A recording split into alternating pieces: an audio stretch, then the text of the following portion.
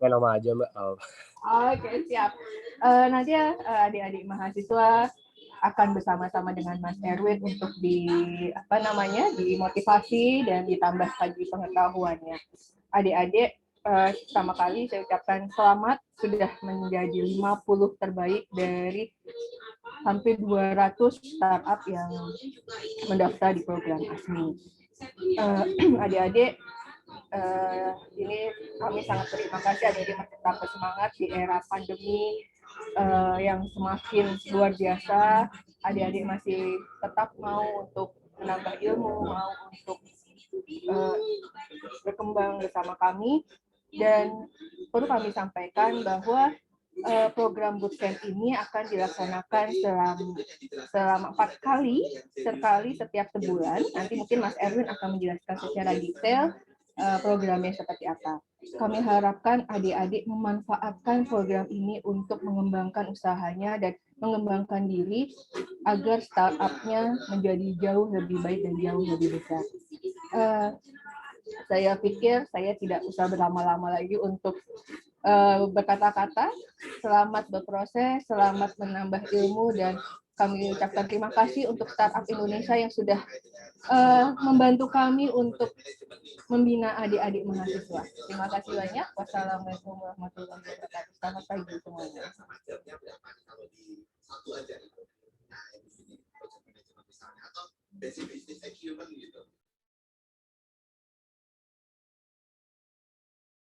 Oke, terima kasih banyak Bu Olin atas sambutannya, sekaligus kita membuka acara pagi ini, acara Bootcamp ASMI. Di sini sudah hadir juga 50 peserta startup ASMI Satu Indonesia nih Mas Erwin, yang terpilih dari kemarin total tuh ada 239, seperti itu. Untuk acara selanjutnya saya serahkan kepada Startup Indonesia, Mas Erwin, kami persilakan. Oke, pertama-tama pengen ngucapin terima kasih juga kepada tim dari Kemendikbud karena udah membuat program seperti ini, program akselerator untuk mahasiswa yang mungkin kalau saya waktu masih kuliah ada program seperti ini akan sangat terbantu juga pastinya, dan mungkin saya akan join gitu ada time ya. Tapi mungkin kita without further ado saya langsung share screen aja biar kita bisa mulai materinya. Mungkin pertama-tama sebelum mulai mau tambahin sedikit dari yang tadi disampaikan bahwa program ini akan berjalan kurang lebih 4 bulan. Nanti setiap bulannya kita akan ada satu classes, satu workshop gitu. Kita akan undang gak cuma pembicara dari startup Indonesia, tapi juga orang-orang yang ada di network kita gitu. Jadi hopefully dari pelaku industri yang betul-betul pelaku industri, dan mereka bisa sharing jauh lebih lengkap lagi supaya teman-teman semua bisa belajar bersama gitu. Nantinya juga kita akan ada satu sesi di mana setiap dari 50 peserta ini akan mendapatkan satu session one-on-one bersama tim startup Indonesia. Jadi kita bisa lebih personalize juga kasih feedbacknya, dan juga hopefully bisa lebih ngebantu teman-teman juga gitu. Nah mungkin topik hari ini adalah tentang 101 dari ekosistem startup yang ada di Indonesia gitu ya. Dan juga tentang bagaimana venture capital tuh berpikir lah kurang lebih seperti itu. Jadi teman-teman ketika membuat suatu startup pastinya salah satu objektifnya adalah pengen membuat startup ini jadi besar. Caranya untuk membuat jadi besar adalah butuh ada capital atau ada pendanaan gitu. Nah untuk mendapatkan pendanaan kita harus ngerti juga apa yang jadi sudut pandangan dari investor. Nah ini akan coba kita kulik hari ini gitu. Mungkin pertama-tama sebelum mulai perkenalan sedikit juga tentang saya pribadi. Jadi nama saya Erwin, currently Head of Startup Indonesia dan juga co-founder dari Startup Indonesia sendiri juga. Graduated dari Prasetya Mulia. At the time I graduated dari Prasetya Mulia, I joined an angel investor network namanya Angel EQ. Angel EQ ini isinya ada 15 high net worth individual di Indonesia, termasuk ada Shinta Danwardoyo, ada Pak Erick Thohir, ada Pak Sandiaga Uno, Pak Adi Saatmaja, dan seterusnya yang semua tergabung dalam satu network yang sama gitu. Nah di sini saya terekspos dengan dunia startup dan juga investment sebagai angel investor, meskipun saya sebagai investment analyst di sana. Dan ini yang membuat saya ada time jadi sangat passionate lah terhadap ekosistem startup dan juga tentang dunia digital ini gitu. Long story short, dari investment analyst saya join ke DBS sebagai innovation dan strategic partnership manager. Ini lumayan lucu ceritanya, karena join sebenarnya sebagai MT waktu itu, cuman di approach langsung oleh direkturnya untuk langsung join ke timnya daripada dirotasi selama 2 tahun gitu, dan ya akhirnya mendapatkan exposure yang cukup banyak untuk bagaimana caranya mengeksekusi suatu project gitu di multinational company. And then dari sana saya diminta bantu oleh Ibu Shinta, bos saya di Angel EQ juga waktu itu, untuk pegang satu project e-sport namanya ID Byte, dan long story short, setelah ID Byte kita launching Startup Indonesia kayak gitu. Nah, Startup Indonesia sendiri kita mulai tahun lalu, bulan Januari 2020, kita mulai karena kita merasa semuanya sangat tersentralisasi di Jakarta, dan kita pengen bantu mendemokratisasikan resources yang ada di Jakarta, terutama network, capital, sama knowledge, 3 aspek yang kita nilai paling penting untuk seorang entrepreneur gitu. Supaya nggak cuman yang ada di kota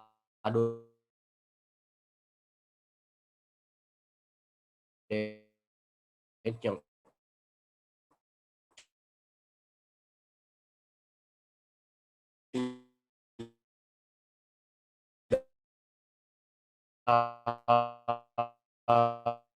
di seluruh Asia Tenggara. Jadi malah mayoritas sekarang yang ada di network kita bukan dari Indonesia, tapi justru dari Singapura, dari Filipina, ada yang dari US juga, dan dari UK. Jadi the takeaway dari sini adalah ternyata banyak banget pemodal asing, investor asing yang sebenarnya melihat market Indonesia gitu. Jadi we are in the best place to be di Asia Tenggara. So hopefully dari workshop ke depan yang akan kita lakuin, teman-teman jadi bisa ngambil akses network yang kita punya di Startup Indonesia juga untuk punya akses ke semua venture capital ini gitu. Ya, ini beberapa testimoni dari pelaku industri juga terhadap Startup Indonesia. Ini ada dari Alvin tuh dari MDI Venture, punya Telkom, Chris Vanya dari GDP itu punya Jarum, dan Natasha dari Mongsil, dan juga Ilman dari Alpha gitu. Nah, sedikit introduction juga apa yang kita kerjain di Startup Indonesia. Jadi Startup Indonesia ini sebetulnya kita mulai bulan Januari kemarin udah agak pivot dari sekedar konektor antara startup dan investor, kita udah agak berubah sedikit menjadi online database untuk startup. Selain kita bantu mengkoneksikan antara startup dan investor juga, kita punya 2 platform. Platform pertama namanya PitchUp. Ini adalah tempat di mana teman-teman nanti bisa terkoneksi dengan investor, bisa koneksi dengan mentor juga segala macam. Jadi ini tempat nanti kita juga akan ngelakuin mentoring sessionnya via PitchUp ini nanti ke depannya gitu. Lalu kita punya platform database juga. Ini baru kita launching bulan lalu actually, dan the idea is kita pengen bisa kasih exposure ke banyak company dan startup di Indonesia yang under the radar dan juga belum punya exposure ke media dan investor gitu. Jadi ini tujuan kita ngebikin ada database ini gitu. Kita mengolah datanya juga ada menggunakan teknologi machine learning di Startup Indonesia. Jadi ini agak technical, cuman long story short, kita ingin memberikan makna terhadap setiap data yang kita kasih ke investor supaya mereka tahu startup ini tuh progresnya udah sampai mana. Dan ini salah satu alasan kenapa kemarin kita juga minta teman-teman untuk sharing pitch deck ke kita supaya kita bisa ngeliatin, petain teman-teman posisinya sekarang ada di mana in terms of progress dan juga investability-nya gitu. Jadi kita ngitungin probabilitas teman-teman mendapatkan investment itu seperti apa, kurang lebih gitu.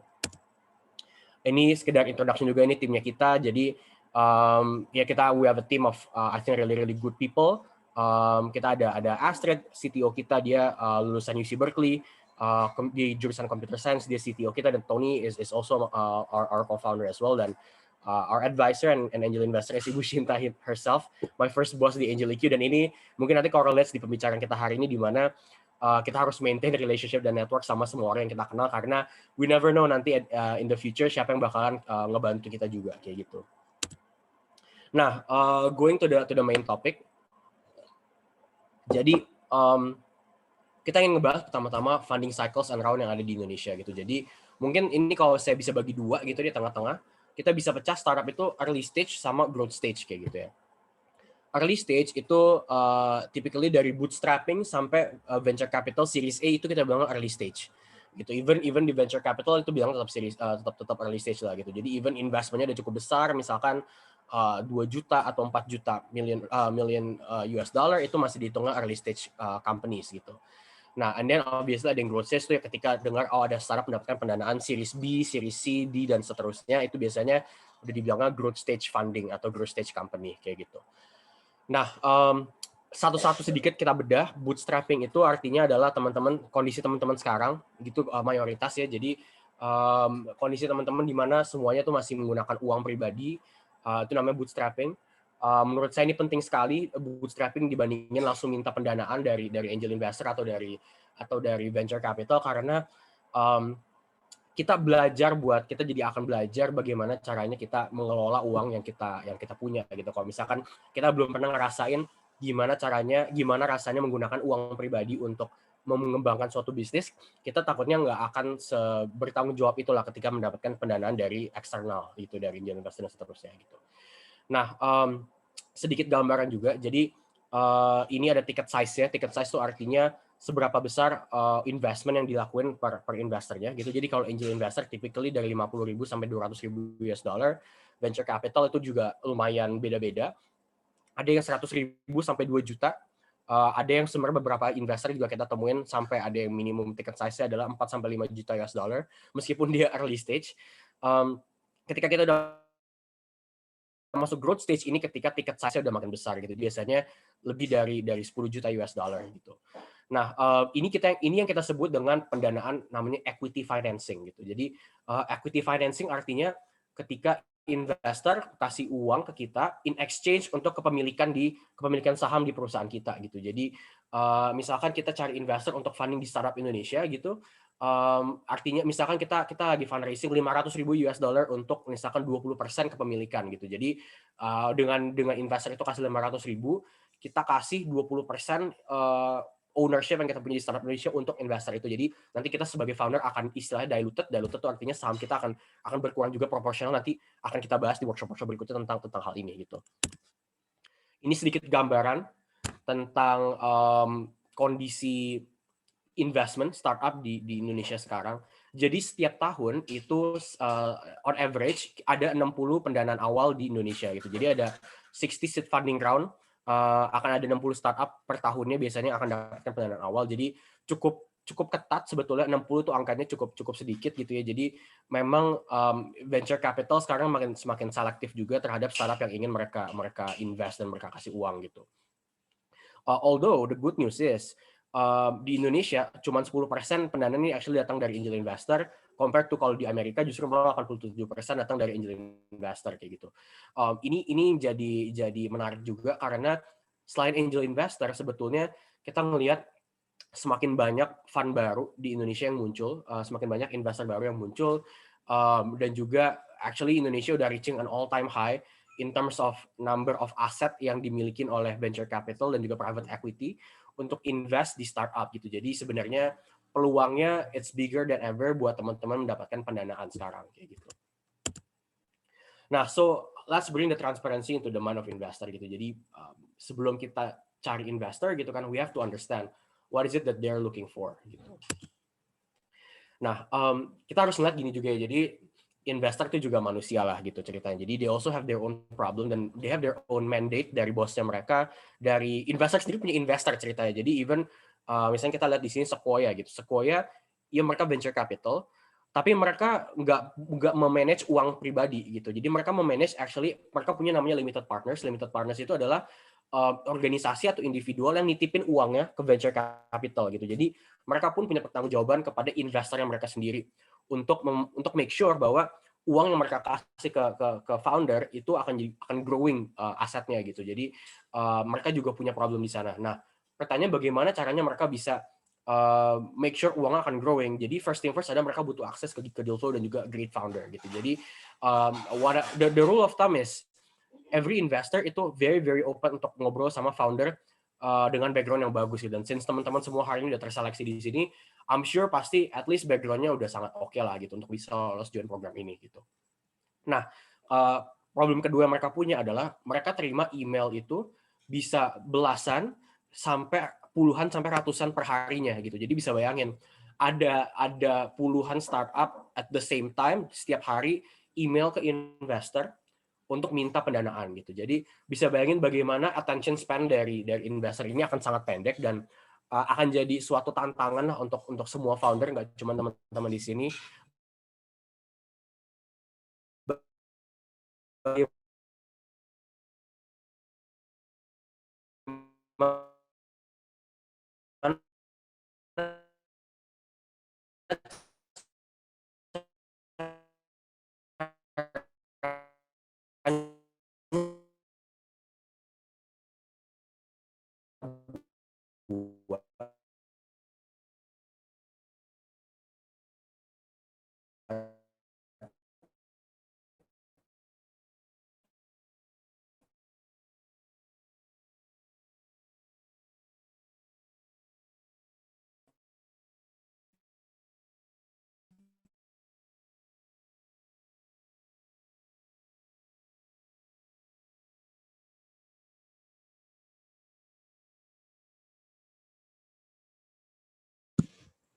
Oke, sorry tadi kepotong ya ininya.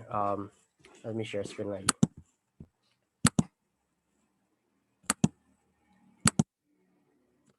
Oke, ya tadi mungkin saya ulang sedikit soal di bagian yang slide ini ya. Jadi di Startup Indonesia kita punya satu matrix namanya SID Points. Jadi SID Points ini adalah matrix yang mengukur investability dari sebuah startup. Kita tadi seperti yang saya cerita kita pakai machine learning, tapi awalnya itu kita membuat matrix dan metode ini berdasarkan interview kita dengan para investor gitu. Jadi kita interview mereka juga, kita tanya apa aja sih faktor-faktor yang dilihat oleh para investor ketika mereka mau memberikan uangnya kepada founder gitu. Nah ini menurut saya jadi sangat penting buat teman-teman perhatiin juga karena ketika kita ngobrol dengan investor kita harus perhatiin semua faktor yang ada di sini karena mereka pasti akan kulik setiap bagian ini gitu. Nah mungkin ini sedikit lebih detailnya tentang apa aja faktor-faktor yang dilihat. Jadi misalnya kita bicara founder background, semua early stage investor ketika ditanya apa sih faktor nomor satu paling penting ketika mereka mau invest di sebuah company gitu. Mereka selalu bilang adalah timnya dan juga founding timnya kayak gitu.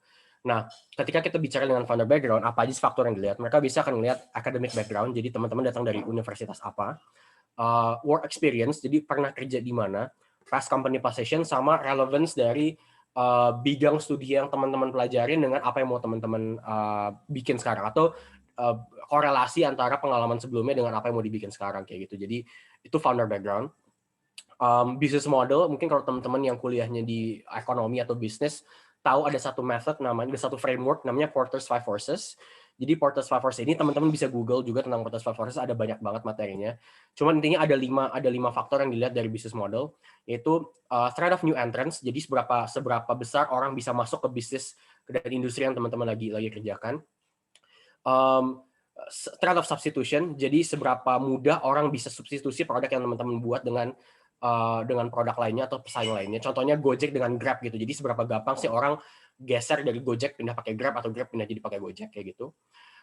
Bargaining power of buyer, bargaining power of supplier, dan juga competition gitu. Jadi ada 5 faktor eksternal yang coba dilihat di Porter's Five Forces ini untuk menganalisa business model.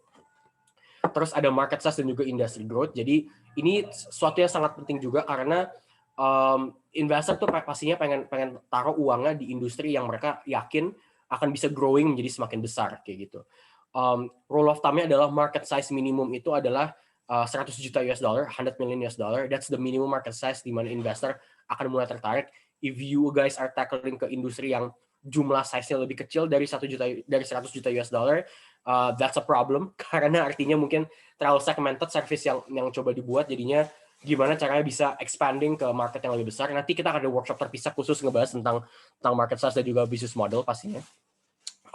Traction ini kita ngebahas tentang unit economics dan juga performance dari startup yang teman-teman lagi kerjakan sekarang. Ini sangat penting karena begini, karena to be super honest sama semua teman-teman di sini, investor semua pada bilang ke kita bahwa mereka ngerasa kalau invest ke founder yang masih student, yang masih mahasiswa, itu terlalu besar resikonya buat mereka gitu. Jadi typically mereka ketemu dengan student founder, itu mereka akan tunggu sampai founder ini lulus dulu dari kuliah, baru setelah itu mereka akan tertarik buat ngobrol lagi dan kulik lebih dalam gitu. Nah, meskipun di faktor di founder background tuh ada pengalaman pekerja, ada past company position segala macam, kalaupun teman-teman lulus dari kuliah akan langsung membuat startup, the only way untuk ngasih lihat kualitas teman-teman di sini semua sebagai founder adalah dengan kasih lihat traction-nya gitu. Jadi dengan ngasih lihat performance dan angkanya gitu, tanpa harus punya pengalaman bekerja sebelumnya. Jadi meskipun misalkan teman-teman belum punya pengalaman bekerja, tapi dengan startup ini jalan itu sudah generating, let's say revenue per tahunnya itu sudah sampai 100.000 US dollar atau udah sampai 500,000 US dollar, itu udah jadi cukup proof of concept kepada investor bahwa foundernya ini bisa bekerja dan actually bisa ngejalanin startupnya dengan baik kayak gitu. Nah, ini ada satu misconception di market yang pengen saya lurusin juga gitu. Jadi banyak banget mungkin teman-teman ngeliat kalau berita, oh siapa nih foundernya masih muda tiba-tiba dapat pendanaan besar, atau foundernya baru lulus kuliah tiba-tiba dapat pendanaan besar, atau kok belum ada produknya udah dapat pendanaan nih, udah dapat funding gitu. Nah, mungkin I blame the media for this karena saya rasa media is glorifying getting funding dari investor. They're celebrating as if it's an achievement, padahal typically dapetin funding dari investor itu adalah the beginning of the journey. So kita pecah sebenarnya ada 2 kategori founder itu, first time founder dan experienced founder. Nah, untuk first time founder, which is teman-teman semua yang ada di sini, biasanya you guys need a working product yang udah dites di market gitu. Jadi udah ada traction atau udah ada unit, udah ada pembuktian lah gitu bahwa produk yang dibuat itu berguna dan orang actually pakai produknya kayak gitu. Jadi nggak bisa datang ke investor hanya dengan ide di atas kertas tuh nggak bisa. Idenya udah harus dieksekusi dulu gitu. At the very least udah punya minimum viable product atau udah ada prototype yang jalan dan udah coba dites dan udah dapat usernya dulu gitu untuk bisa ngobrol dengan investor. Kalau masih cuma ide doang di atas kertas, I'm sorry to say tapi investor nggak akan tertarik sama sekali even untuk ngajak ngobrol gitu. Jadi minimum banget harus udah ada performance yang bisa dikasih lihat kayak gitu. Nah, kenapa kira dilihat di media banyak yang mungkin produknya belum ada, cuma ada ide doang, tapi udah dapetin funding. Biasanya mereka adalah experienced founder gitu. Jadi contohnya kalau misalkan William Tanuwijaya gitu, founder dari Tokopedia, tiba-tiba dia keluar dari Tokopedia dan dia mau ngebikin startup baru, akan besar peluangnya dia tanpa punya produk pun udah dapat funding duluan tuh bisa banget gitu. Karena ya mereka udah ngalamin kegagalan, udah pernah berhasil juga dengan startup sebelumnya dan orang jadi ngeliat oh dia punya proven track record sehingga investor ketika mereka mau ngasih uangnya ke founder ini mereka bisa manage resikonya juga kayak gitu. Jadi ini ada satu misconception yang perlu kita lurusin bahwa kita perlu ada performance untuk bisa ngobrol dengan investor gitu. Nah, kenapa butuh ngeliat ada performance sebelumnya? Jadi ini ada satu alasan, ada satu metode yang dipakai sama investor. Mereka pakai istilahnya precedent transaction atau comparables lah kita bilangnya gitu. Jadi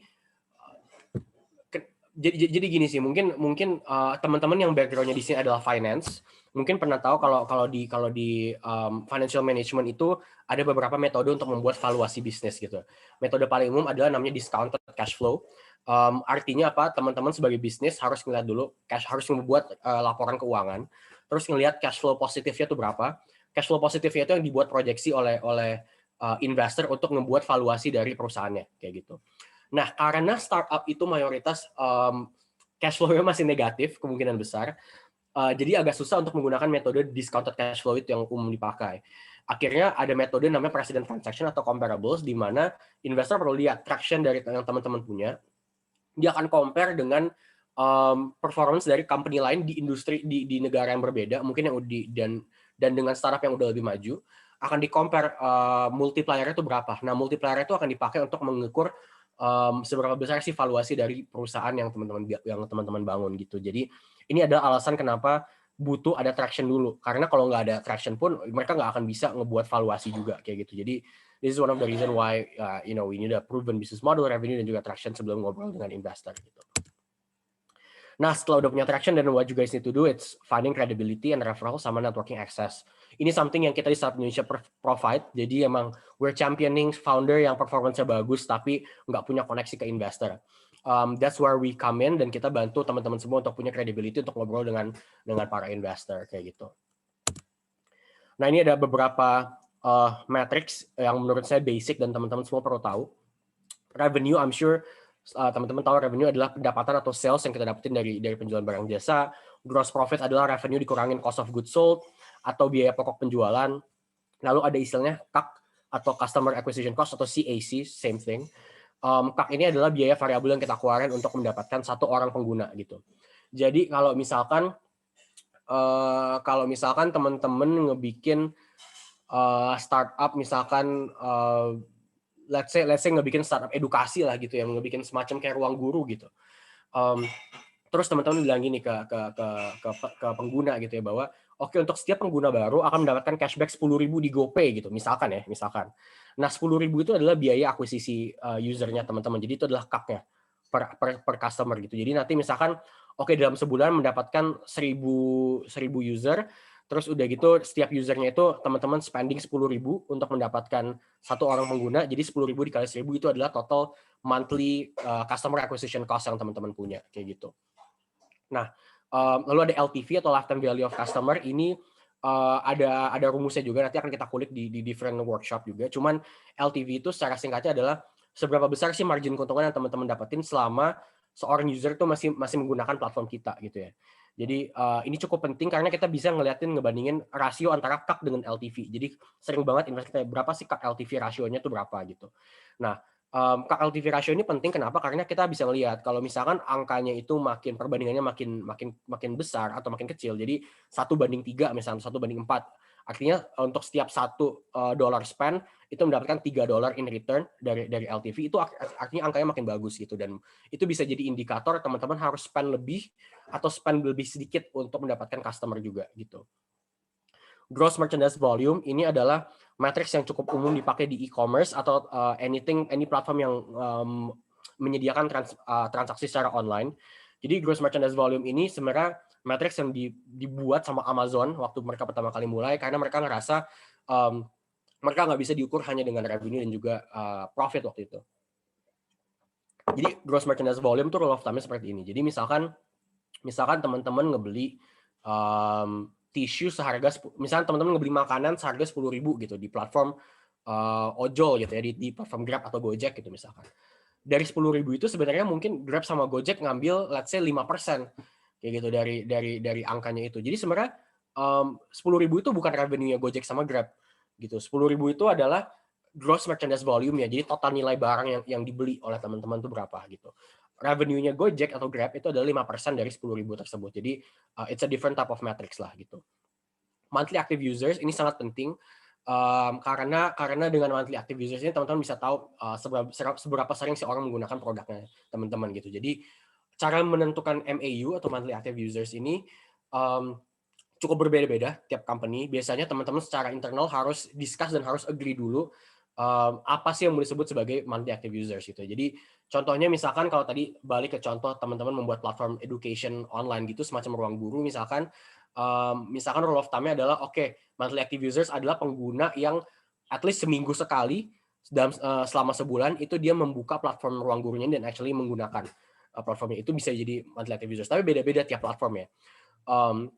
Misalkan in the case of Gojek atau Uber atau Grab gitu yang ride hailing app, bisa jadi monthly active users adalah at least satu orang pengguna itu menggunakan Grab atau Gojek atau Uber selama misalkan 2 kali.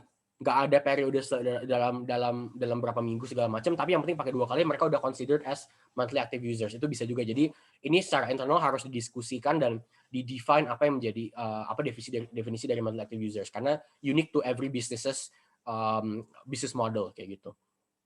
Retention rate ini sesimpel berapa persen pengguna baru yang kita acquire di bulan ini akan masih menggunakan produk kita di beberapa bulan ke depan. Lalu monthly dan annual recurring revenue ini adalah revenue sebetulnya, tapi khusus untuk business model subscription base gitu. Jadi kalau misalkan teman-teman subscribe di Disney Plus gitu misalkan 200.000 per tahun gitu kan, berarti annual recurring revenue per usernya dari Disney Plus adalah 200.000 gitu. Kalau mereka punya total 1.000 pengguna, ya tinggal 1.000 dikali 200.000 itu dapat annual recurring revenue-nya. Kalau mau tahu monthly-nya berapa, tinggal 200.000 dikali 10.000 dibagi 12 bulan untuk dapetin monthly recurring revenue itu berapa kayak gitu. Nah mungkin ini juga sedikit gambaran juga kenapa we are in the perfect place at the perfect time.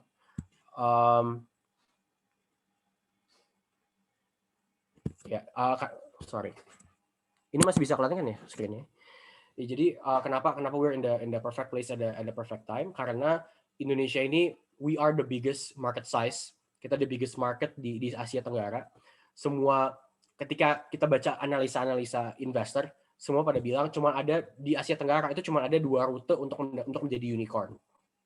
Rute pertama adalah going regional, artinya tackling problem di Southeast Asia, di Asia Tenggara secara general. Rute kedua adalah fokus di Indonesia doang, gitu. Jadi cuma ada 2 rute untuk menjadi unicorn dan fokus di Indonesia adalah salah satu rutenya gitu, dan ini menarik banget dan kita semua ada di sini. I think this is an opportunity that we need to take. Even di Asia Tenggara pun kita compare the four biggest segment lah sekarang yang ada di market gitu. Jadi e-commerce, online media, online travel agency kayak Traveloka, dan juga online transport dan food delivery, semuanya Indonesia, as you can see, Indonesia is number one. We're beating everyone else, dan this is all, this is an opportunity yang we need to capture. Sekarang Indonesia is home to we have the largest number of unicorns already di Asia Tenggara. Mungkin sebelumnya teman-teman taunya the initial big four, cuman ada Gojek, Tokopedia, Traveloka, Bukalapak. The interesting part is Gojek Tokopedia merger akan go public soon. Bukalapak kemarin baru announce going public. Traveloka will announce it's going public dengan SPAC deal juga kayak Grab very very soon. So this is an exciting time buat everyone in the industry, karena akhirnya segmen yang selama ini mungkin dipandang sebelah mata oleh banyak orang, akhirnya it's growing, dan akhirnya ada proof of concept bahwa ini akan ada success story-nya kayak gitu. Mereka akhirnya access dan akan going public kayak gitu. Dan kita udah nambah beberapa industri-industri unicorn baru, ada Tiket.com, OVO, JDID, sama JNT Express. Mungkin ada satu pattern di sini yang I wanna highlight juga. Jadi JDID, Tiket.com, it's the same industry kayak sebelumnya lah, kayak it's an e-commerce, it's an online travel agency. Tapi JNT dan OVO, mereka datang dari logistik dan juga datang dari fintech gitu. Nah, di ekosistem investor kita semua pada bilang there's gonna be two other industry yang will become the next unicorn very very soon, right? And these two industries are logistic and fintech. Kenapa logistik dan fintech? Karena logistik dan fintech ini adalah dua industri yang kita bilang sejajar atau menyokong the first wave of unicorn, which is consumer internet gitu.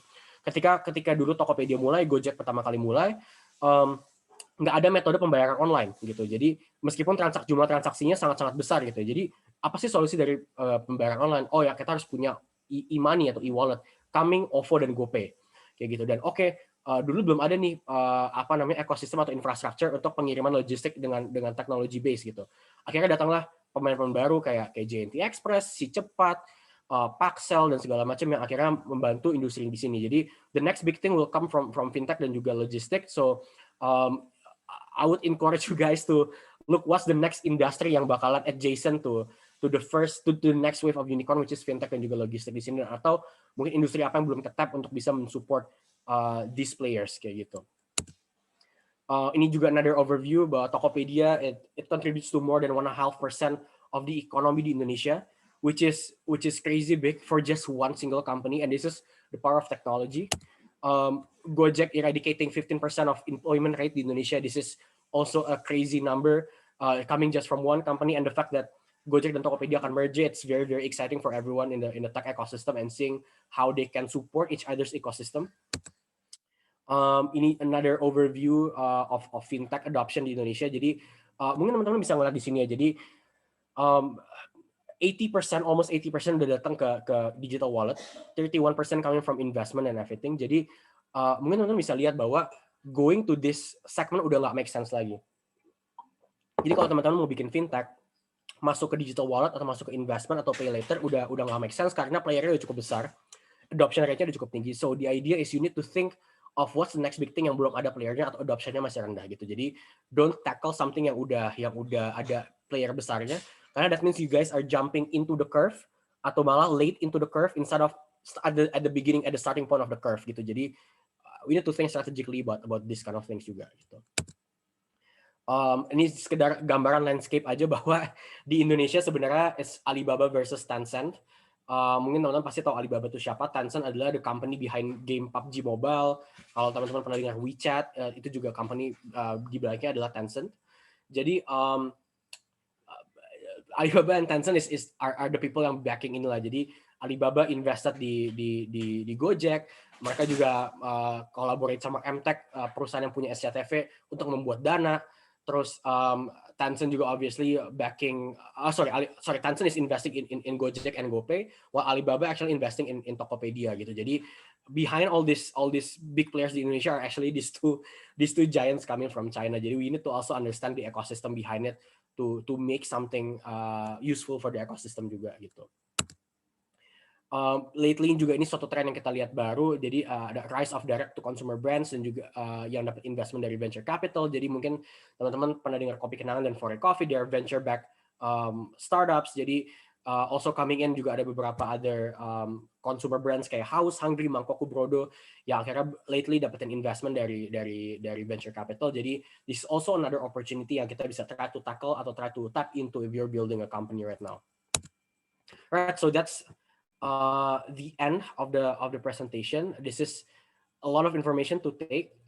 Mungkin I'll open up for a Q&A session for the next part ya.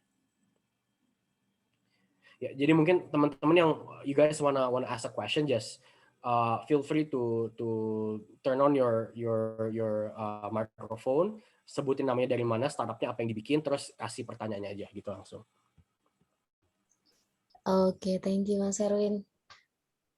Oke, untuk teman-teman yang ingin bertanya bisa raise hand atau bisa langsung di unmute saja audionya. Dipersilakan. Materi yang disampaikan Mas Erwin daging banget nih ya. Jadi teman-teman nih bisa nanya apapun terkait progres startupnya masing-masing. Seperti itu. Ini udah ada dari kolom chat. Ini ada yang raise hand juga dari Little Cloud. Dipersilakan.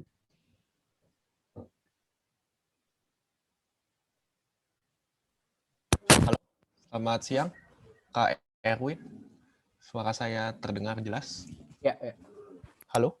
Ya, kedengaran. Oke, jadi perkenalkan nama saya Henry dari Universitas Muda Mulia.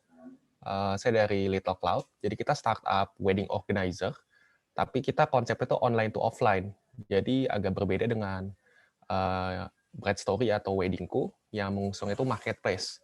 Jadi mereka monetisasinya itu lebih ke vendor, sedangkan kita itu lebih ke consumer. Mungkin kurang lebih online to offline ya. Nah, tadi saya udah baca yang metrik Kak Erwin jelasin, gimana kalau case-nya di industri kami itu, customer lifetime itu lebih pendek. Karena periode wedding itu, let's say kita ambil CLV-nya itu hanya berdasarkan 1 tahun. Kalau dia planning-nya wedding 1 tahun, dari dia mau cari tempat, sampai dia cari undangan, itu cuma 1 tahun CLV-nya. Tapi untuk GMV-nya, transaksi per satu itunya itu bisa gede banget. Karena satu wedding itu kan, saya baca datanya bisa 500 juta. Nah, mungkin dari industri saya agak berbedanya kayak gitu. Satu customer spending-nya gede banget hanya dalam waktu 1 tahun. Tapi setelah udah selesai wedding, dia nggak akan spending lagi. Nggak akan lanjut lagi maksudnya. Mungkin itu pertanyaan saya, Kak Erwin. Ya. Terima kasih. Ya mungkin lucu juga kalau mereka habis wedding terus spending lagi kan, berarti bad things are happening to their marriages kan. Tapi I think this is a good question. So jadi gini ya. Jadi there are different types of product in the market gitu. There are products yang modelnya mungkin kayak Facebook atau mungkin kayak Tokopedia gitu ya, mungkin yang emang mungkin on a daily basis or on a monthly basis people are using it consistently, then there's always going to be a repeat purchase, there's always going to be a repeat order lah kayak gitu. Nah, tapi mungkin meskipun frekuensinya tuh kita ada satu rasio lagi sebenarnya namanya DAU/MAU. Jadi berapa persen dari pengguna harian itu yang akan masih menggunakan produk kita at the end of the month. Jadi this type of product mungkin emang yang DAU per MAU-nya akan tinggi gitu. Jadi mungkin kayak Facebook, kayak Instagram juga sama lah gitu ya. Mereka bisa jadi di atas 50% gitu. Karena emang it's a type of product yang dipakai setiap hari, tapi value dari profit margin-nya itu akan lebih kecil. Jadi mereka they're playing the quantity game kayak gitu. On your case, since like you mentioned kan, GMV-nya tuh besar, tapi frekuensinya kecil. It's totally fine, Henry gitu. Jadi it's totally fine. There are also cases kayak dulu when I'm sure this is the same thing that happens to Gojek dan Uber juga. Gojek dan Grab juga. Cuman when I read about a study case tentang Uber in the US, jadi it was the same thing. Jadi for Uber, DAU/MAU-nya itu kecil banget gitu. Jadi mereka frekuensi penggunaannya nggak banyak, tapi it's a high value transaction yang going on meskipun ketika mereka pakai itu. Jadi it's totally fine as long as you can portray bahwa sure they're only using my platform once, tapi when they're using my platform itu they're actually spending a lot of money gitu. Jadi si LV-nya ini sebenarnya kan rumus si LV sendiri nggak ngefek ke jumlah per bulannya itu berapa gitu. Anyway kan kita cuma ngeliat selama periode dia masih jadi pengguna kita itu berapa sih spend yang mereka kerjain gitu. Kan rumusnya kan nanti akan dibagi dengan churn rate, ya kan, persenan dari churn rate juga gitu. Nah, churn rate-nya obviously bakalan sangat low karena apa namanya, barrier to exit-nya tuh switching cost mereka akan mahal lah gitu. Ketika mereka udah spend banyak waktu di platform kamu, untuk pakai platform lain akan jadi lebih susah buat mereka. So that's actually a good thing if you can portray that kind of matrix gitu ya. Ini hopefully menjawab pertanyaan Henry ya. Mungkin boleh satu pertanyaan lagi, ini singkat aja Kak Erwin. Saya kan juga ada beberapa ikut sama mentorship. Mungkin kalau yang saya tangkap itu, startup itu kan butuh user base. Jadi kita growing user base dulu, terus baru monetisasinya mungkin di tahun keberapa. Nah, in my case, karena kita lagi-lagi wedding bukanlah sesuatu hal yang bisa di repeat terus. Jadi kita sebenarnya user base-nya itu bakal habis terus. Jadi kita non recurring sebetulnya modelnya. Artinya ya udah untuk tahun ini yang udah selesai customer-nya, ya udah mereka nggak akan bisa kita komersialisasi lagi sampai ke next year ya. Nah, jadi user base kita itu mungkin akan selalu kegerus setiap tahunnya. Jadi kita akuisisi terus new customer setiap tahunnya. Mungkin Kak Erwin boleh ada pendapat lainkah yang my opinion is this. I haven't completely understood sebenarnya yang what you're building tuh kurang lebih seperti apa detail service ya. Cuman at least dari sekilas penjelasan yang tadi disampaikan itu, I think at the end of the day your business model is B2B2C sebetulnya, Henry. Gitu. Jadi sure end usernya adalah orang yang mau nikah gitu. Tapi I think what you should be focusing on instead of cari orang yang mau nikah, which is very very hard karena it's very vague concept. How do you find people yang mau nikah gitu kan?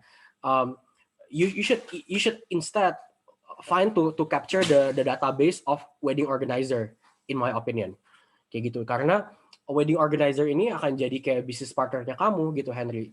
Gitu, karena then these people yang bakalan find out who's the next people yang going to be having a wedding, kayak gitu. Jadi fokus there, and so you get a repeat purchase dari mereka ujung-ujungnya gitu. Although you should also have a business model sama wedding organizer. Either misalkan mereka dapat referral fee berapa persen dari transaksi yang dilakuin, tapi that should be the model in my opinion. Karena mereka I think the first thing that people do when they're going to get married is finding a wedding organizer, talking with the organizer atau konsultannya untuk okay, where do I find this? Where do I find the flower? Where do I find the platform to do all of these things? Jadi that's I think what you should do is focusing more on the wedding organizers instead of the end user gitu.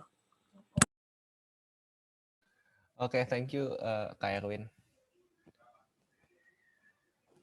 Oke, terima kasih untuk teman-teman dari Little Code. Untuk selanjutnya, di sini ada dari UNY Sportivation.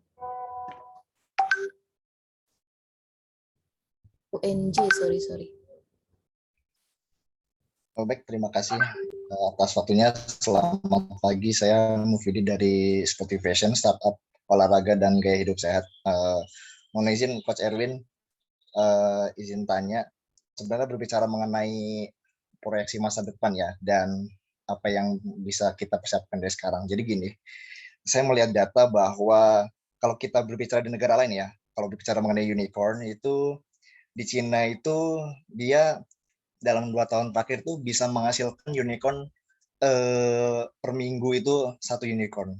Lalu kemudian untuk di Singapura itu bisa 1 bulan tuh ada 1 startup unicorn yang lahir, lalu di India itu ada 1 startup per 2 bulan gitu. Dan sedangkan yang saya lihat di Indonesia ternyata dalam 12 tahun terakhir pun itu hanya 5 startup unicorn. Dan saya baca juga katanya 2 tahun terakhir ini belum ada gitu. Dan saya melihat gitu bahwa apakah ekosistem startup kita ke depan itu apakah akan menjadi situasi yang sekarang seperti ini, apakah bisa lebih maju seperti negara-negara lain, karena yang kita lihat tadi bahwa wah faktanya ekosistem kita sangat mendukung ya dari segi market dan lain-lain, tapi waktu saya lihat datanya malah kita masih kalah nih sama negara lain gitu. Jadi sebenarnya kita berharap kan di 50 startup terbaik ini pasti kita pengen dong ke depan tuh menjadi unicorn ya, 50 startup di Dikti ini kayak gitu. Dan apakah sejauh ini ada kendala sampai kita akselerasinya begitu lambat gitu untuk menghasilkan unicorn gitu, dan apa sih kendalanya yang ditemukan dalam startup itu, dan apa sih key action yang bisa kita persiapkan dari sekarang gitu. Jadi kita bisa lebih advance nanti ke depannya. Yeah, bro, I honestly don't know where you get the data. Tapi gue doubtful bahwa di China ada satu unicorn per hari. I doubt that happens, and especially di Singapura, I doubt that happens juga karena statistiknya adalah di Indonesia has the biggest number of unicorn in Southeast Asia gitu. Because if that's the case di Singapore, that means Singapore should have the biggest number of unicorns in Southeast Asia, not us. But here's the thing, even for a company dari Singapore to be a unicorn, the only way and the fastest way mereka bisa jadi unicorn adalah tapping ke marketnya Indonesia gitu. Jadi like I said to you kan, jadi sekarang di ekosistem di obrolannya teman-teman venture capital adalah there's only two approach to become a unicorn di Asia Tenggara ya. Antara satu going regional, tadi yang saya bilang going regional artinya kita langsung tackling seluruh market Asia Tenggara, atau kedua masuk ke Indonesia. Jadi like I said to you lah gitu. Actually, when you're saying kayak di Indonesia belum banyak ada unicorn baru, actually in the last 1 year alone, kita udah nambah ada 4 unicorn baru sebenarnya. JNT Express is the latest one, just this year. OVO was last year, if I'm not mistaken. Ticket.com was also, I think, earlier this year. JDID juga sekitar tahun lalu kurang lebih kejadiannya jadi unicorn. So actually Indonesia is at an inflection point. Kita lagi ada di titik balik gitu. Kenapa bisa ada titik balik? Karena emang I think the ecosystem is already becoming quite mature, quite ripe. Sampai akhirnya tadi ketika kita ngelihat Gojek, Tokopedia, Bukalapak, Traveloka semua mau go public, artinya that's the end game for them at the very beginning. Bahwa emang ketika startup pengen jadi gede, end game-nya adalah either satu kamu diakuisisi atau kamu merger sama company lain. Jadi you get your money dari kepemilikan sahamnya yang dibeli, atau kedua you go public gitu. You go public kira either masuk ke IDX ke pasar saham Indonesia, atau ya going public elsewhere lah, on different market, ada plus and minus lah. Either you go to Hong Kong or you go to NYSE, atau you listed yourself in Nasdaq segala macam. Jadi it's a different, ada different plus and minus lah. Cuman intinya that's the end game for every founder gitu. Jadi since now a lot more people will see bahwa Gojek, Tokopedia akhirnya bisa go public, Bukalapak, Traveloka go public, itu jadi mereka ngelihat nih bro, oh ada use case-nya gitu, ada study case bahwa these companies yang udah mulai 10 tahun, 12 tahun yang lalu, sekarang udah mulai kelihatan end game-nya seperti apa gitu. So I genuinely believe a lot more people will start investing in startup in the next few years, in the next 5 years malah mungkin, especially di Indonesia dan juga di Asia Tenggara in general gitu. Karena even as an ecosystem kita di Asia Tenggara, I can surely say Indonesia mungkin cuma nomor 2 kalah sama Singapura doang gitu. And I think the reason Singapura bisa besar ya of course karena ada infrastruktur dari government-nya segala macam yang I think udah lebih proper lah ya untuk ngebantuin startup atau private company terima investment. Tapi that's the only reason why gitu. Sedangkan di Indo we have the market, we have the ecosystem, so we are the go-to place for people to build their company gitu. I can bravely say mungkin negara-negara lain kayak Filipina, Thailand, Vietnam, they're still like 4 or 5 years behind Indonesia in terms of the digital ecosystem gitu. Jadi they're all looking at Indo gitu. They're all jealous ngeliatin kemarin, if you see kayak Bukalapak going public, they're all just oh my god we're still way behind Indonesia gitu. Jadi actually the weather is looking nicer and nicer lah for the tech ecosystem di Indo gitu. Hope that answers your question ya.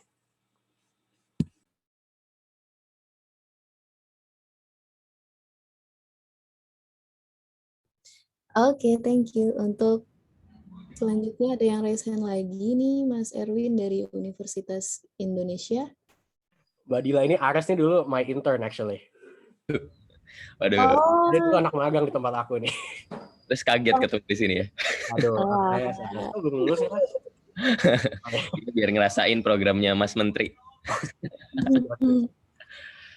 Oke, Udah halo takut ya. Kak Erwin.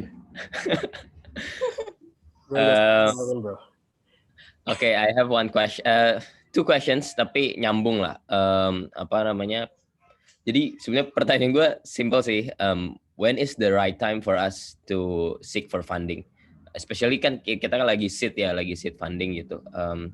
Kapan waktu yang tepat buat kita search for funding?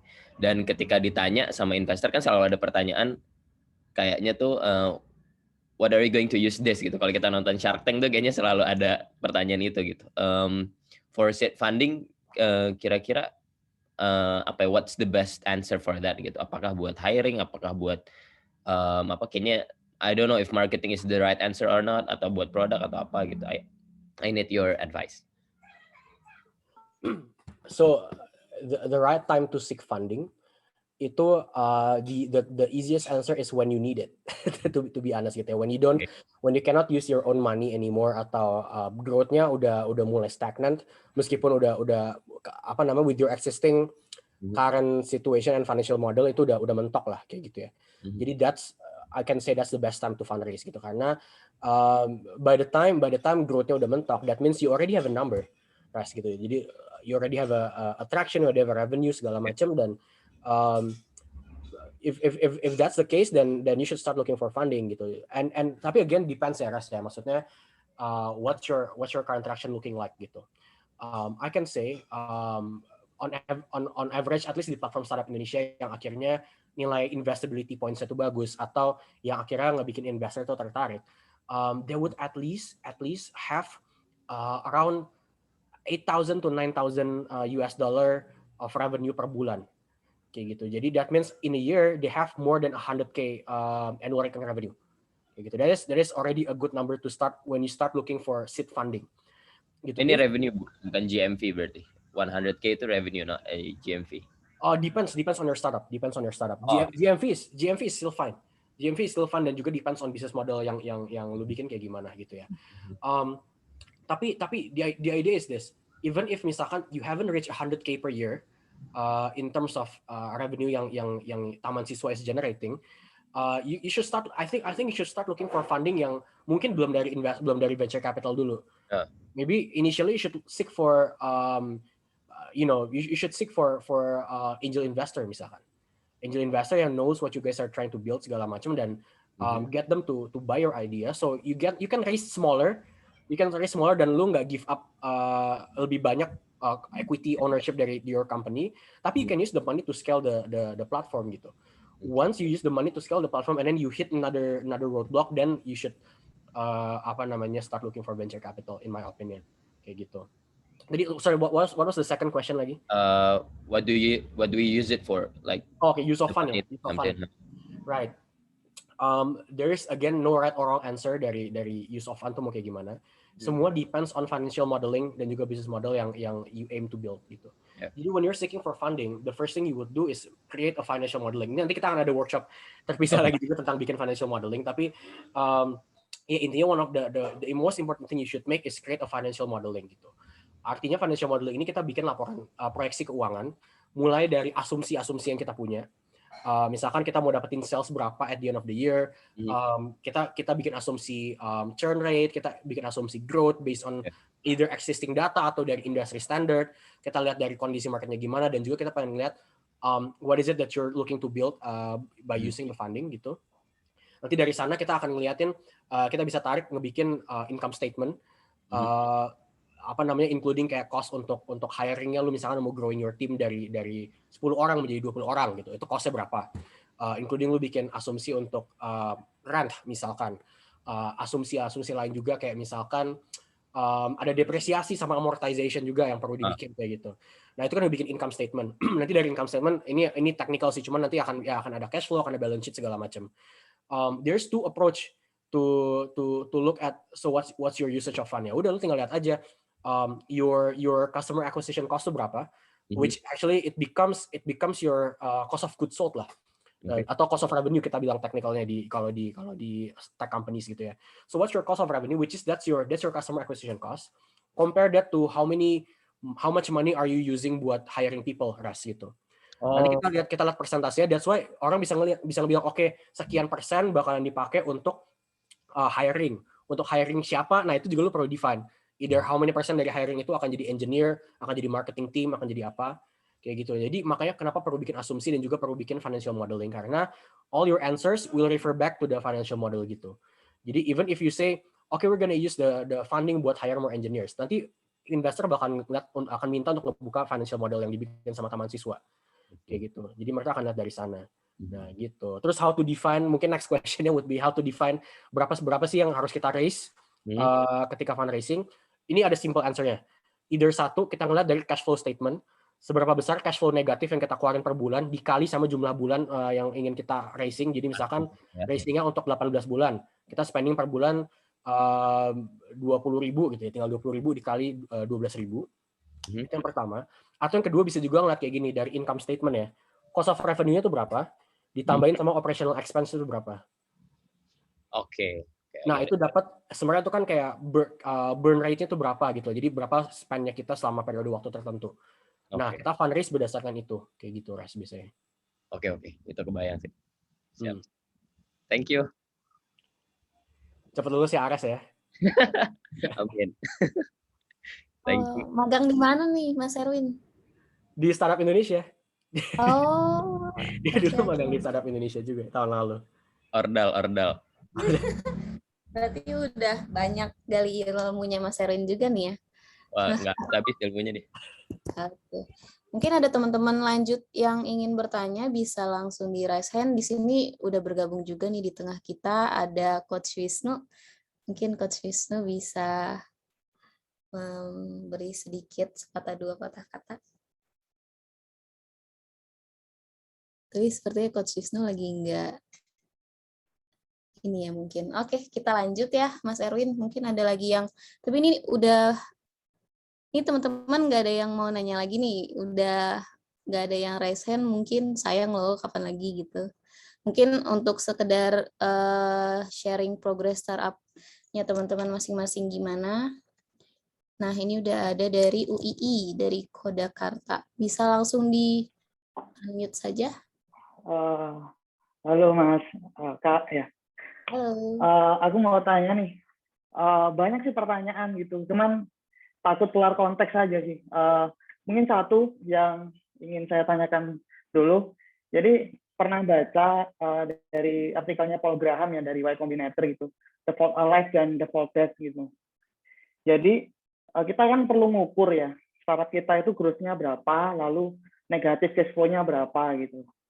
Kalau default dead, artinya wah ini kayaknya growth-nya udah nggak bagus nih. Mungkin entah produknya nggak fit ke market atau marketnya yang momennya belum pas gitu. Mungkin ada pertanyaan agak konyol gitu. It's okay nggak sih to give up? Gitu. Ketika kita ngelihat oh ini default dead gitu, udahlah kita entah cari market lain, entah cari produk lain, entah cari tim lain atau apapun itu. It's okay nggak sih to give up gitu? Dan merelakan semua uang yang sudah dibakar gitu. Mungkin itu sih pertanyaan pertama. Thank you.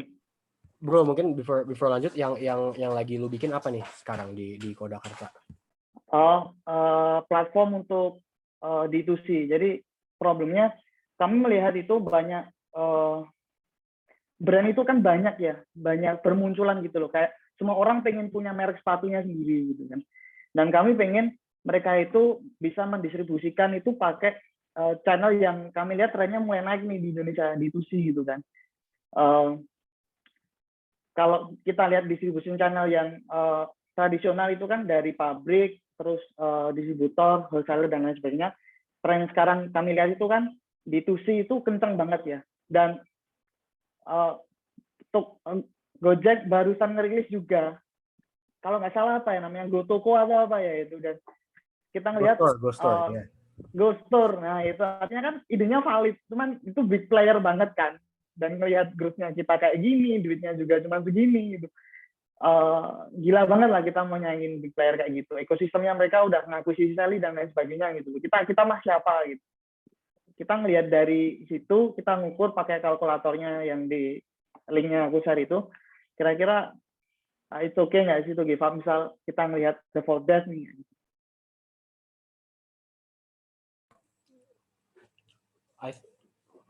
I think that's a crystal ball question sih sebenarnya, yang kayak it's a trying to look into the future whether or not you should give up or not. The answer is sebenarnya you never know ya, bro. You never know kayak when to truly give up atau kayak when to like stick to your startup gitu. It's there's always gonna be an unexpected event going on around the world atau on macro level yang kita nggak bisa predict gitu, yang akhirnya mungkin aja bisa jadi katalis, bisa jadi enggak juga gitu. To be honest, by listening to what you're building, dan it's a social commerce ini kan, apa namanya, type of product kan. Jadi lu berarti cari orang-orang yang jatuhnya kayak dropshipping ya, correct me if I'm wrong ya. Mereka bisa create their own dropshipping lewat referral dan sebagainya. Kira-kira kayak gitu lah. Kita cuma nyediain platform aja. Ya. Jadi lu bikin platform, orang yang punya brand bisa bikin, I wanna make a dropshipping type of program. Siapa yang mau join kayak gitu kan? I think that's super interesting, man. I don't see any reason why you should give up on that, karena well, the first thing first is dulu waktu I work in DBS, di Bank DBS. I was innovation manager, and one of the program yang I tried to tackle was social commerce actually. Jadi supporting this type of things yang sekarang you're building di Kodakarta gitu. And I can truly understand the potential of social commerce growing and moving forward tuh kayak gimana gitu ya.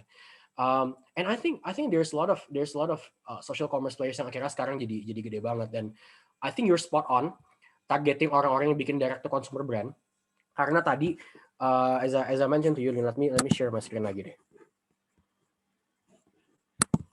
So as I mentioned tadi juga,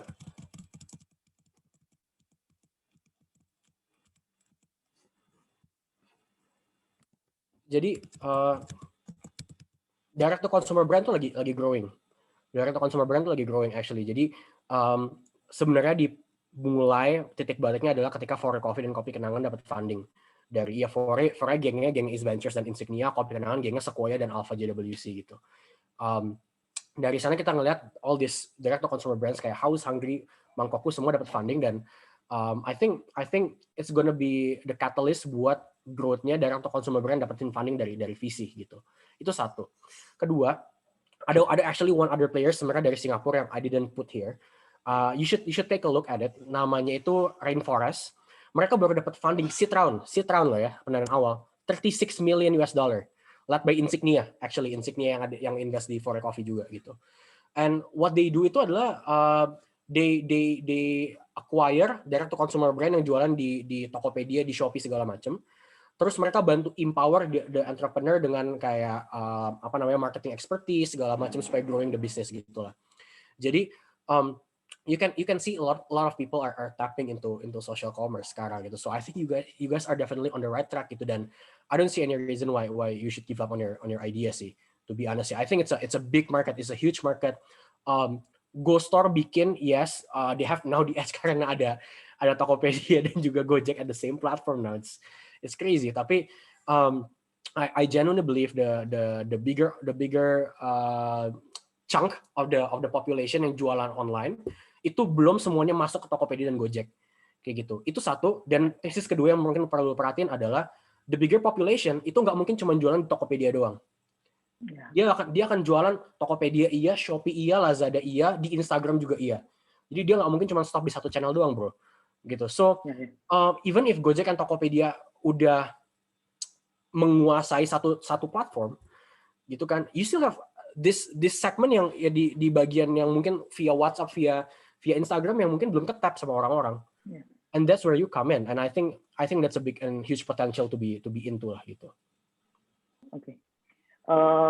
Sebenarnya masih banyak pertanyaan yang nyambung, cuman takutnya waktunya nggak memungkinkan. Kalau misal waktunya memungkinkan dan boleh ngajuin pertanyaan, mungkin bakal tanya lagi. Mungkin ini juga sih, there will come a time nanti di bulan ketiga yang kita akan ada sesi one on one, bro.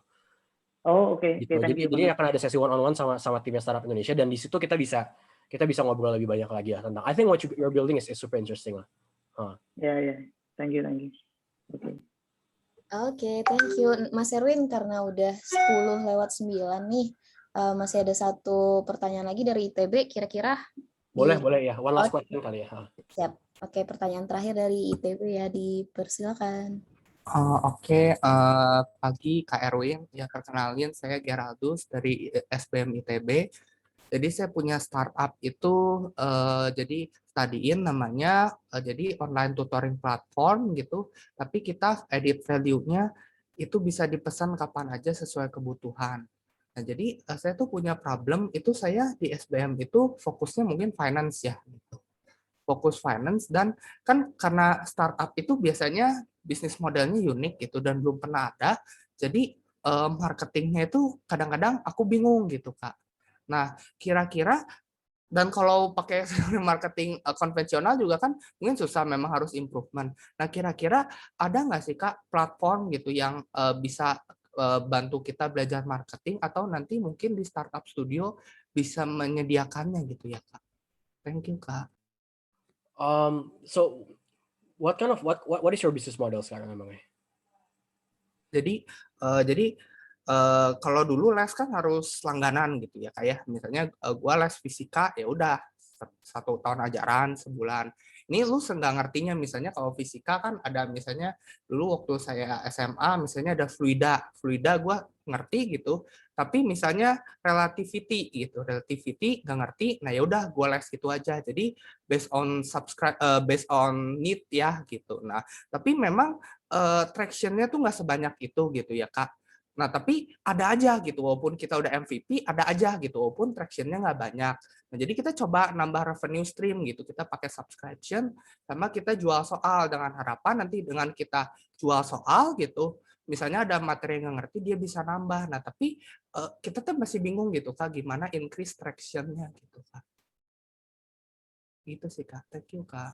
Ya, mungkin first thing first gini sih, platform buat belajar ya, like you said lah, ini the conventional marketing way will not mungkin work so as well di tech company karena kan beda gitu. So what I would encourage you to do is to go to the internet, scour the web, the internet, scour Google for a company similar to what you're doing. Jadi I'm sure bakalan ada banyak platform-platform yang mungkin udah ngelakuin very similar things like what you guys are doing. Jadi correct me if I'm wrong, ini kayak platform orang bisa nanya soal PR tapi secara online gitu ya? Lebih ke online tutoring ya ini kita. Online tutoring, live classes? Iya. Live classes atau recorded? Live class. Nah ini harus mungkin ngobrol sama Ares juga nih, soalnya ini agak similar to what somewhat kayak Taman Siswa is building lah sama Ares, mungkin cuma targetnya beda ya. Tapi kayak I'm sure pasti ada, I forgot what's the name of the platform, tapi there's this one platform doing live classes juga di India. I think they're invested by GGV Capital, GGV. Jadi mungkin you should Google GGV Capital itu punya portfolio edutech tuh di mana, siapa portfolionya. Terus you should take a look, just search gimana cara mereka bisa growing sangat cepat gitu.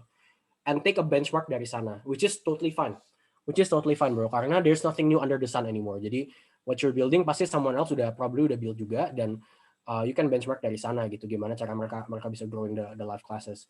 The live classesnya recorded secara online atau maksudnya online gini atau kayak harus face to face ketemunya? Jadi online tapi private.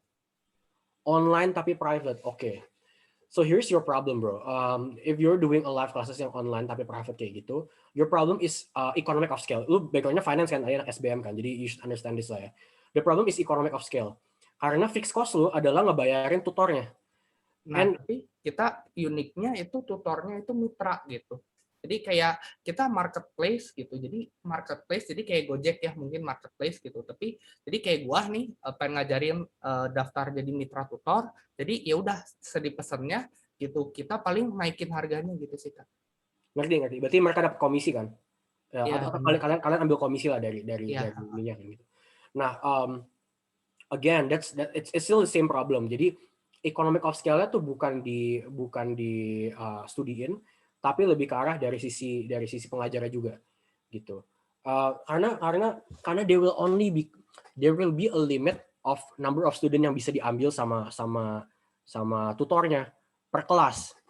Ya kan, so that's a problem gitu. Again, depends on what kind of approach atau what kind of value yang lo membawa. Apakah personalization ke per student karena mereka bisa jadi nanya secara personal atau apa kayak gitu. Dan if that's the case, if the case is personalization, then you should focus your marketing instead of dapetin new user, dapetin new tutor sebenarnya. Gitu, karena tutor-tutor ini bakalan jadi kayak your marketing tools gitu. Mereka yang bakalan promosiin their own classes via Studiin gitu. Cuman again, you should create a scheme di mana orang akan punya benefit lebih banyak kalau pakai platform Studiin dibandingin mereka jumping the platform dan directly langsung sama ininya ya. And I think the only way you can do that is by incentivizing the tutor gitu. Jadi misalkan lu bikin skema bonus kalau misalkan tutornya berhasil achieve berapa banyak student within a month, mereka dapat bonus berapa ratus ribu misalkan gitu ya. That kind of extra income yang dia nggak bakal bisa dapetin kalau dia ngelakuin secara langsung kayak gitu. Jadi you should think of schemes kayak gitu yang bisa incentivize si tutornya supaya pakai platformnya kalian gitu instead of jumping it gitu sih. Hope that answers your question ya.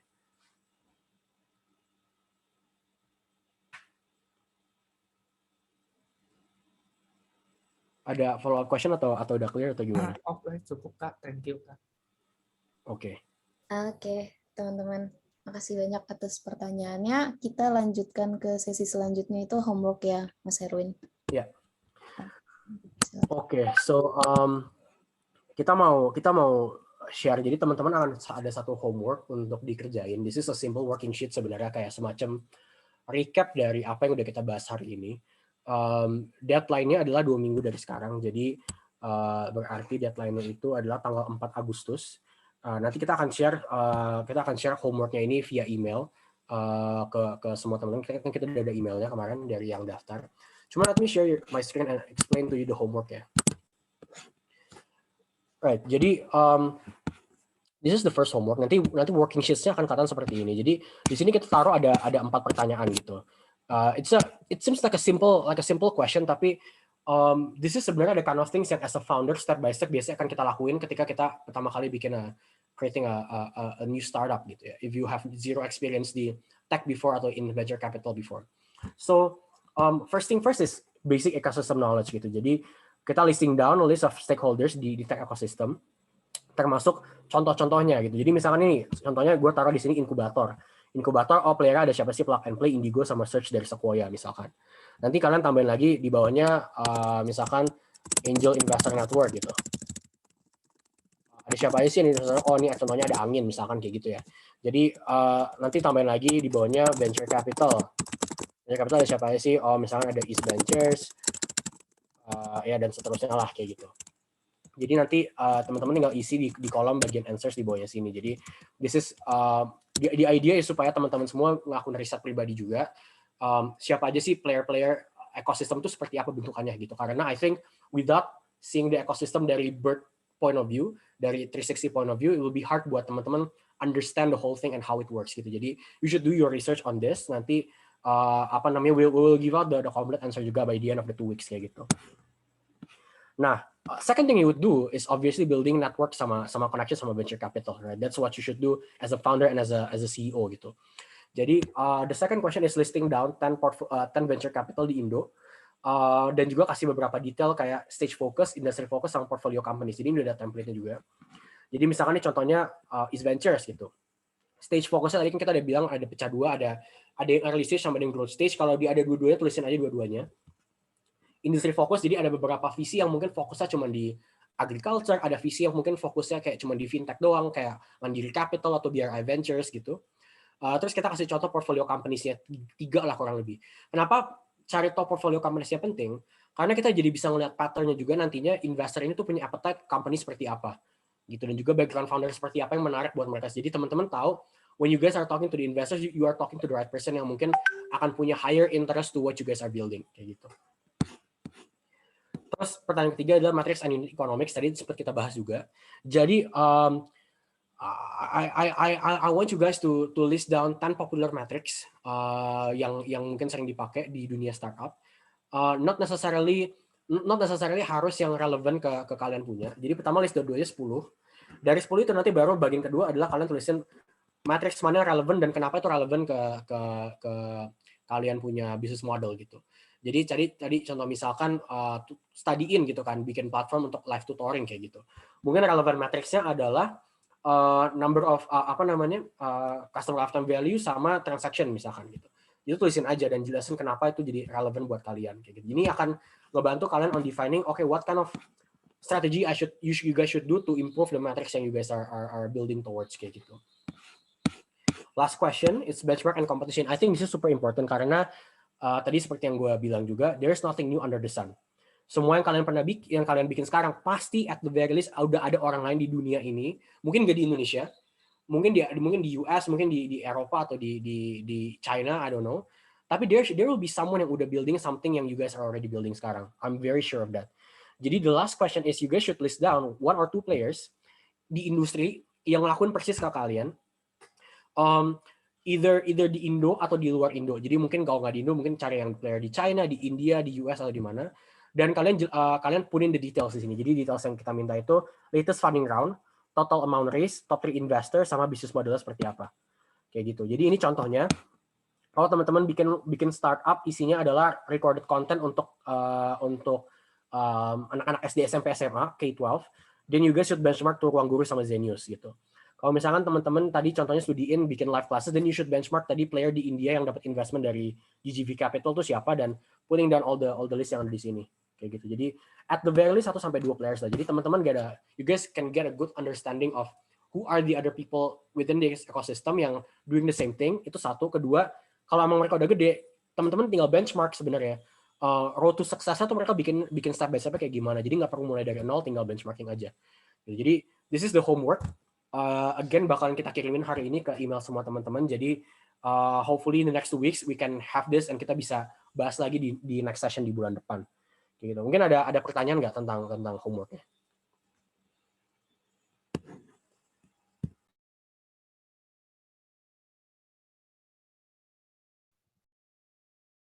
Oke, untuk teman-teman yang mau bertanya terkait homework, mungkin bisa langsung di-mute, unmute audionya.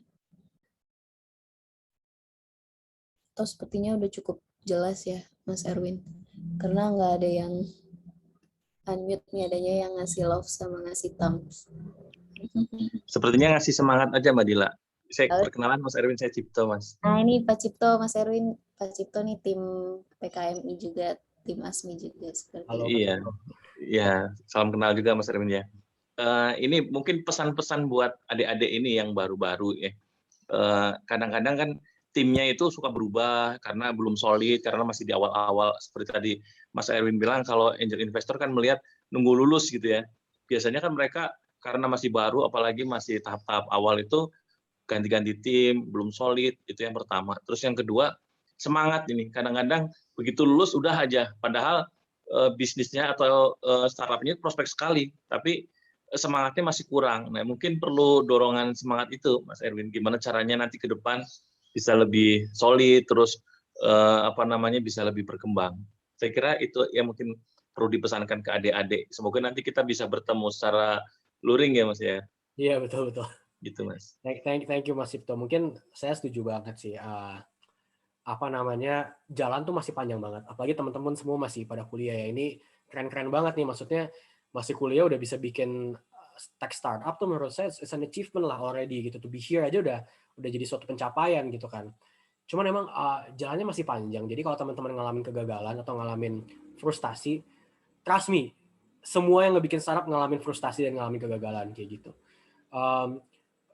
Even saya pribadi aja tuh udah pernah ngebikin 2 startup yang gagal sebelum menjadi startup Indonesia gitu ya. Jadi startup Indonesia pun belum bisa dibilang berhasil juga lah gitu. Kita masih berprogres bersama juga lah gitu. Cuman kalau emang teman-teman yakin bahwa pengen ngambil jalurnya adalah entrepreneurship dan juga jadi founder, jalannya sangat-sangat nggak mudah. to be super honest, jalannya nggak mudah dan bakalan banyak banget bumps in the road, bahkan banyak banget momen-momen yang ngebikin teman-teman pasti ngerasa kayak ini benar nggak sih gitu, dan mungkin ragu sama diri sendiri, itu banyak banget gitu. Jadi just keep in mind itu happens to all the founders, and kegagalan tuh I think it's a good thing lah, karena that means kita akan building scar tissues, kita akan ada bekas-bekas luka gitu kan kalau gagal kan, dan kita belajar dari sana gitu, dan hopefully dengan gagal kita one step closer to being successful. So just keep in mind, and I think you guys here aja udah keren banget lah kayak gitu. Oke, thanks Mas. Iya. Oke, makasih. Ya cukup Mbak Dila ya. Nih Pak Cipto nih tim IT-nya PKMI, Mas Erwin. Oke, mungkin kita bisa lanjut untuk detail homework. Sepertinya udah cukup jelas ya, dari teman-teman juga nggak ada yang bertanya lagi. Untuk selanjutnya mungkin kita panggil Coach Wisnu, apa sudah bisa bergabung nih Coach Wisnu? Halo Coach. Sepertinya belum juga Mas Erwin. Oke, mungkin untuk selanjutnya kita akan closing atau ada tambahan lagi Mas Erwin? No, I think udah cukup clear sih. Ini I think this is a good first session, dan cukup happy juga pertanyaan-pertanyaan yang datang berbobot semua, dan lumayan spesifik to startup yang dibikin sama teman-teman. I think keep that up. This is super exciting for me juga, karena helping students, karena I remember I was a student founder myself.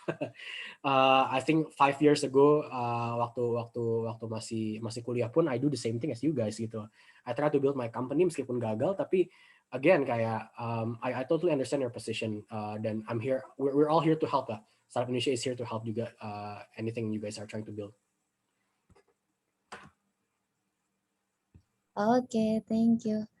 Untuk selanjutnya, ini Mas Erwin ada yang komen untuk homework, mungkin bisa di-share template-nya. Itu mungkin nanti sekalian di email ya Mas Erwin ya? Betul. Itu akan kita email list pertanyaannya sama template-nya juga. Oke, sip. Untuk penutup, mungkin dari Bu Olin, saya persilakan. Siap, terima kasih banyak Mbak Dila. Ini Mas Erwin, Mbak Dila, teman-teman izin saya nggak open cam ya. Oke, terima kasih banyak Mas Erwin.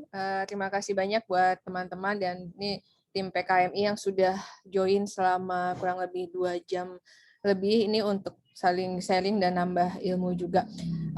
Teman-teman jangan lupa untuk dibuat homework-nya. Mas Erwin, nanti homework-nya dikumpulkan by Google Drive ya di 2 minggu ke depan ya berarti? Ya, betul. Siap. Berarti nanti di pertemuan berikutnya akan dievaluasi, didiskusikan begitu ya? Betul, ya. Siap. Terima kasih banyak. Nah, teman-teman mohon dikerjakan walaupun bukan tugas kuliah gitu ya.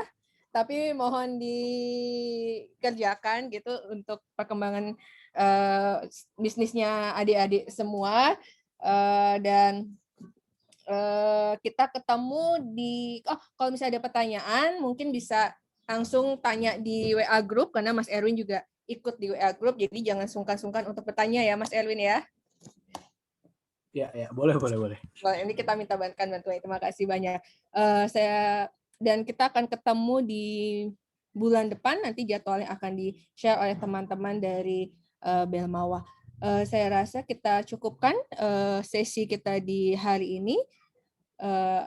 Terima kasih banyak. Wassalamualaikum warahmatullahi wabarakatuh. Selamat pagi semuanya. Terima kasih banyak Ibu. Terima kasih Startup Indonesia. Terima kasih Mas Erwin. Teman-teman sehat selalu semuanya. Salam, sampai jumpa lagi. Oke, makasih Mbak Dila. Makasih Mbak Dila, Bu Olin, Mas Erwin. Hai Bu Ocha. Hai. Katanya cuma Sakuranya saja tadi. Tapi mendengarkan kok. Hai Ibu. Aduh, cantik sekali. Salam sehat semuanya ya. Dah. Ibu. Ya Bu.